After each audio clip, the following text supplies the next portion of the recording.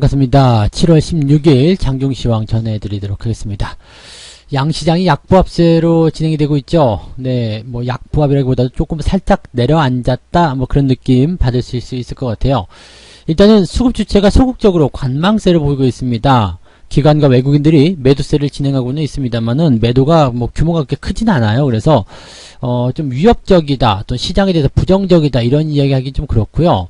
그냥 소극적이다 정도로만 생각해도 될 것 같아요. 뭐 잘 움직이지 않는다, 뭐 그런 정도. 네, 그냥 뭔가 은근하게 좀 약한 거 그런 느낌이죠. 그러니까 아주 뭐 복통이 아주 심하다거나 그런 게 아니라요. 은근하게 아픈 거. 네, 은근하게 아픈 거는 무슨 통이지? 네, 아무튼, 네, 그런 거요. 은근하게 기분 나쁜 거, 그런 거 있죠?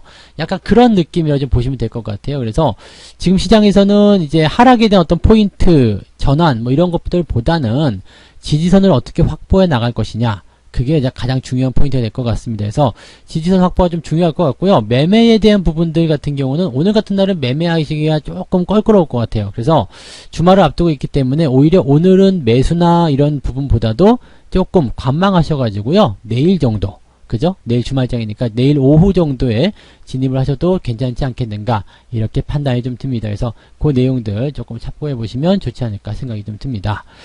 자, 일단 시장 자체가 조금 애매하기 때문에요. 여기에 대한 부분들 차트를 통해서 같이 설명을 좀 드리도록 하겠습니다. 종합주가지수 상황을 보시면은요. 일단 상승 출발을 하긴 했어요. 그리고 나서 주가 밀렸죠. 해외 시장 쪽에서 나온 재료들은 일단 백신에 대한 이야기, 경기 회복에 대한 이야기, 뭐 그런 쪽입니다. 그래서 뭐 특별히 뭐 나쁜 이야기는 없었어요. 그냥 뭐 경제 지표도 좋게 나왔고요. 근데 뭐 중국에 관련된 그런 이야기가 분명히 있긴 했습니다만은 중국 관련된 이야기는 뭐 예전부터 나와 있었던 부분이고요. 그래서 뭐 특별하게 시장이 좀 부담을 주지는 않았을 것이다라고 생각합니다.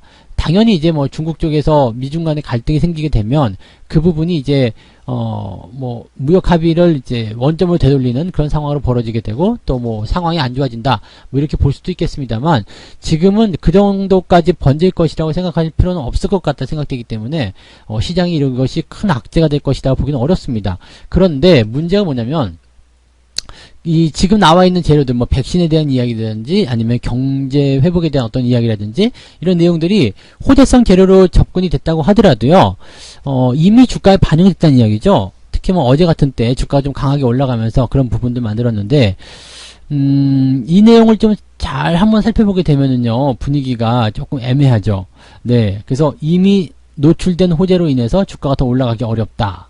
호재는 호재인데 올라가기 어렵다. 이런 부분입니다. 근데 재밌는 거는 이제 그 수급적인 동향이 그렇게 뭐 공격적으로 나왔다거나 부담스럽게 움직였다거나 그런 부분이 아니기 때문에 어떤 매도 주체가 확실하게 있는 것도 아니거든요. 그러니까 일부 차익 실현이다라고 보기도 조금 애매한 게 올라간 종목들이 또 밑으로 많이 처박힌 게 아니라서 매도를 많이 친다거나 그런 형태는 아니라고 보셔야 되는 거죠. 주가는 변화를 겪고 있지만 시장에 대한 전반적인 분위기는 네. 뭐 크게 문제없다. 특히 시장을 끌어올렸었던 매수 주체들이 지금은 주춤하거나 아니면은 보합 수준의 움직임을 보이는 것뿐이지 시장을 약하게 만들거나 또는 매도를 통해서 위협을 가한다거나 그런 형태의 모습은 아니라는 이야기입니다. 그래서 그 내용들을 좀 우리가 확인해 보실 필요가 있을 것 같습니다. 분봉을 좀 놓고 보시면은요. 일단 버티는 모습이 나오다가 이제 11시 넘어가면서 주가가 훅 밀리는 모습인데요. 아마도 최근 요 시점에서 수급이 밀려 내려가는 모습이 분명히 나올 거예요. 그래서 조금 있다가 수급 동향 살펴보시면 이게 누가 밀었구나, 누가 팔았구나 정도가 얘기가 될 것 같고요. 누가 팔았는지가 이제 확인이 되게 된다라면 거기서 나타나는 시장 전망들이 나오게 될 거라고 보시면 되겠습니다. 어쨌든 11시 넘어가면서부터 뭔가 어디선가 매도가 나타났다라고 봐주시면 될 것 같습니다. 그게 뭐 기관이 될 수도 있고요. 또는 외국인이 될 수도 있겠습니다만 일단 수급 동향을 좀 살펴보면서 가도록 하죠. 자, 그 다음에 코스닥 같은 경우도 보시면 마찬가지네요. 잘 버티는 척 하다가 이제 11시 넘어가면서 쭉 밀리는 모습인데 오늘은 단기성 물량들이 아침에 일찍 안 나오고 11시 넘어서 나오는 물량인 것 같습니다. 그래서 아마도 이제 방향성에 대한 투자가 들어가지 않았을까 이렇게 생각 좀 해보죠. 그러니까 방향성에 대한 투자는 일단 내가 하방으로 봤는데 상승 쪽으로 가고 있어. 그럼 일단 숨죽이고 있다가요. 주가가 밀릴 수 있는 타이밍을 만들어 가지고 그런 방향성에 투자할 수 있는 포인트를 접근하지 않았을까 생각이 좀 듭니다. 그래서 코스닥 같은 경우도 지금 보면 뭐 0.5% 하락이 좀 나타나고 있는데, 코스닥은 지금 5일선 지지선을 지켜줄 것이냐 아닐 것이냐에 대한 어떤 기로에 놓여 있습니다. 저것을 지켜준다라면 큰 문제 없겠지만 지켜주지 못한다라면 또 문제가 될 수 있는 상황이 되겠다, 이렇게 보시면 되겠죠. 일단 지지선이 살짝 이탈하는 모습이라서 추가 하락도 우리가 생각을 하고 고민을 좀 해야 되는 부분이긴 한데, 일단 수급 동향을 보면서 상황을 더 짚어보도록 하겠습니다. 네, 외국인들 매매 동향이 지금 보이는데요. 외국인들이 730억 순매도, 기관은 760억 순매도입니다. 매도 규모는 비슷하죠. 비슷하고, 외국인들 같은 경우는 아침부터 줄기차게 매도를 하고 있는 상황입니다. 그러니까 11시 이후에 주가가 폭락하는 데는 이 외국인들의 역할이 크지 않았다고 보시면 돼요. 그러니까 주가가 올라가지 못하게 만드는 그런 어떤 요인으로는 작용할 수 있겠습니다만, 매도가 공격적이지 않았고요. 또 갑자기 쏟아지는 그런 물량이 아니었기 때문이다라고 우리가 말씀드릴 수 있는 거죠. 그럼 대형주를 건드릴 만한 세력들은 외국인이 아니라면 기관밖에 없겠죠. 그래서 기관 쪽 한번 보도록 합니다. 기관 보시면 그러네요. 10시 후반부부터 쭉 밀리는 모습인데, 지금 현재 매매 동향에서는 금융투자나 연기금 이 두 개만이 매도가 좀 세지는 상황이기 때문에 이 상황을 한번 보도록 하겠습니다. 금융투자 볼게요. 금융투자도 근데 크게 움직임이 없었네요. 그러면 연기금이 아마도 매도의 주역일 것이다 라고 보시면 될 것 같습니다. 연기금 보죠. 네, 연기금 맞네요. 그래서 연기금이 10시 한 50분경부터 그냥 쭉 팔고 내려가는 모습인데, 자, 연기금이 매도를 했다. 연기금이 이렇게 순매도 전환되면서 주가를 끌어내리는 역할을 했다라는 부분들은요, 지지를 해주던 종목들에 대한 매도가 이루어졌다라고 보시면 됩니다. 즉, 나는 이 종목 괜찮은 것 같아 해서 뭐 매수를 해놓은 사람들 분명히 있겠습니다만, 여기에 대해서 때리고 들어갔다는 이야기거든요.